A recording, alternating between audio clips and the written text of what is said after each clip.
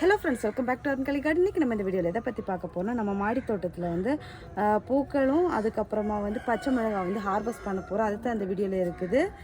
So வந்து நம்ம வந்து ஃபஸ்ட்டு வந்து இந்த எல்லோ கலரு கோல்டன் டாலியாவை ஹார்வெஸ்ட் பண்ணிக்கலாம். நிறைய பூ பூத்துருந்துருச்சு, நீங்கள் இதுக்கு முன்னாடி வீடியோவில் பார்த்துருப்பீங்க. அதெல்லாமே கொட்டிடுச்சு. அடுத்ததாக இந்த பக்கம் இன்னொரு செடி இருக்குது, அதில் இருக்க பூவும் ஹார்வெஸ்ட் பண்ணிக்கலாம். 2 பூ தான், அவ்வளோதான். அதுக்கப்புறமா வந்து நம்ம சாமந்தி செடியெல்லாம் வந்து பூ பூத்துருக்குது, ஹார்வெஸ்ட் பண்ணிக்கலாம். இந்த செடி தான் பெருசாக வளர்ந்துருக்குது, ஆனால் எந்த ஒரு நாற்றுமே வரல. ஸோ இது என்னன்னு தரல, பார்ப்போம். பூவை பறிச்சுட்டு கட் பண்ணி விடலாம் அப்படின்னு சொல்லிட்டு தான் பூ ஹார்வெஸ்ட் பண்ணுறேன்.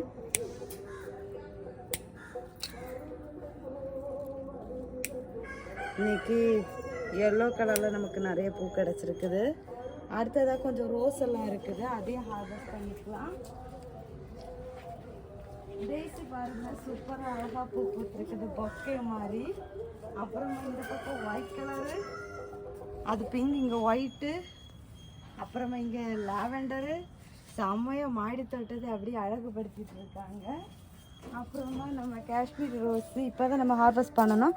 அதுக்கு அடுத்து பூத்த பூ 2 பூ இருக்குது. இன்னொரு மொட்டு, இந்த மொட்டு இல்லை, அது ஒரு குட்டி பூ தான்.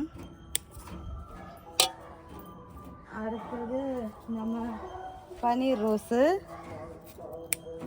செம மனம். இது ஒரு பூ பூத்தாலுமே மாடி ஃபுல்லாக மனம் தான். இந்த பூ கொட்டிரும், ஏன்னா இது நேற்றுக்கு பூத்த பூவு. அப்புறமா நம்ம பன்னீர் பட்டன் ரோஸு, இதுலேயும் கொஞ்சம் பூக்கள் இருக்குது, அதையும் ஹார்வெஸ்ட் பண்ணிக்கலாம். அடுத்தது இது இன்னொரு வெரைட்டி, இந்த பிங்க் கலர் நாட்டு ரோஸு.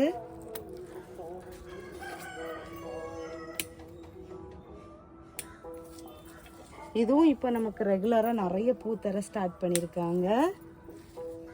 பன்னீர் பட்டன் ரோஸு மாதிரியே பூக்க ஸ்டார்ட் பண்ணிட்டாங்க. இங்கே பாருங்க எவ்வளோ மொட்டு வச்சுருக்குது பாருங்க, சுற்றி மொத்தலாம் பூ நமக்கு நிறைய பூக்க ஸ்டார்ட் பண்ணியிருக்காங்க.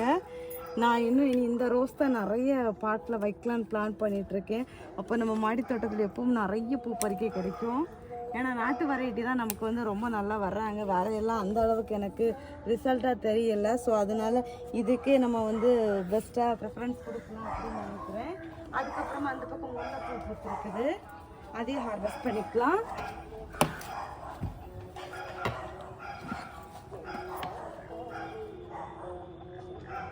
இங்கே பாருங்க, நான் வந்து இது நேற்றுக்கு மொட்டை பறிக்கலை.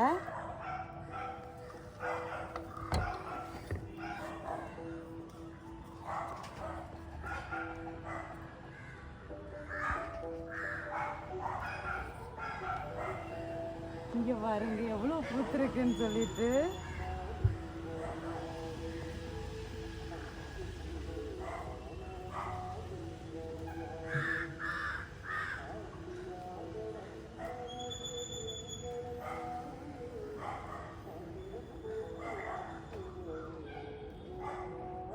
நிறைய பூ எப்பவும் பூக்குது. நான் நிறைய நாள் இப்போ பறிக்க கூட மறந்துடுறேன்.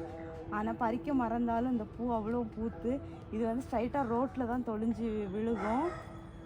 அப்படி வரிசையாக தொழிஞ்சு விழுந்து கிடக்கும், பார்க்கவே அப்படி அழகாக இருக்கும். அவ்வளோதான், நம்ம வந்து ஹார்வெஸ்ட் பண்ணியாச்சு. இந்த இதுலேயே இருக்குது.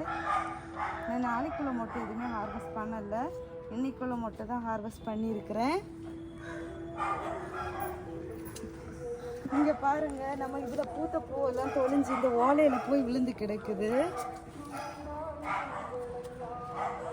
அடுத்ததான் நம்ம பிச்சு செடி, நேற்றுக்கு இந்த கயர் அத்து கீழே விழுந்துடுச்சு. அதுக்கப்புறமா திருப்பி இழுத்து கட்டி வச்சுருக்கோம். அதனால் நிறைய கிளை வந்து உடஞ்சிடுச்சு. இதில் இருந்த கிளையெல்லாம் அதாவது பூ மொட்டெல்லாம் போச்சு. அப்புறமா வந்து இந்த பிச்சு செடியிலையும் கொஞ்சம் பூ இருக்குது.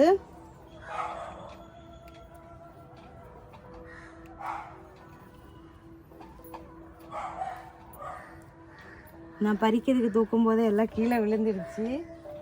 ஸோ அவ்வளோதான்.